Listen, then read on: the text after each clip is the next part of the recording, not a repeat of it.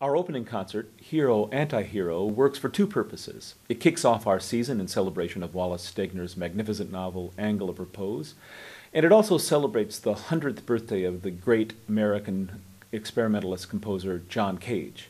All over the world this year there are Cage celebrations, and he did in fact completely transform our ideas about music and music making, and it seems really appropriate that the La Jolla Symphony and Chorus should join the celebration. Cage in this concert is our anti-hero. He serves as a foil for Beethoven. And we've chosen two major works of John Cage to present. The first is a piece called 101, and 101 refers to the number of musicians playing the piece. So that means that it's for very large orchestra. And in this particular case, there are these amazing aspects to the piece. One is that we have 101 separate individual parts, as opposed to most orchestra music in which, for example, many violinists play exactly the same part. In this particular case, each of the 101 musicians on stage will play his or her separate part. The only person who doesn't have a part in the piece is me, the conductor. The podium will be empty, and the musicians will time their entrances by using stopwatches in a system of timing that Cage has put into their parts.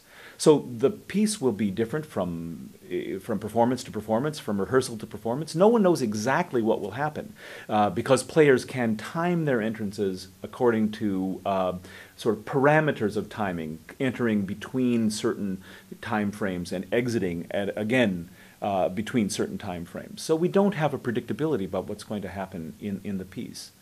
That's an exciting prospect for people who are used to rehearsing so that the piece comes out exactly the same way every time. In this particular case, we're going to find out altogether what the piece will be like. His ultimate piece of randomness, or what Cage actually called indeterminacy, is the piece from 1952, Cage's most famous and likewise infamous piece, a work called 4:33. 4 minutes and 33 seconds, in which the performers do nothing. The music that is produced, the music heard by the audience, will be whatever sounds happen. So we'll open the doors to Mandeville Auditorium. We'll hear whatever sounds happen to be going on, whether that might be wind in the trees or an airplane passing overhead or maybe a car backfiring. We won't know. And for those 4 minutes and 33 seconds, that will become the music. Then immediately, and without a pause and without anything, we will start the Beethoven Third Symphony, the Eroica, the heroic statement of the concert. I'm so looking forward to the idea of hearing those two famous chords that start the Eroica, not out of applause and tuning, but out of the silence that Cage enforces.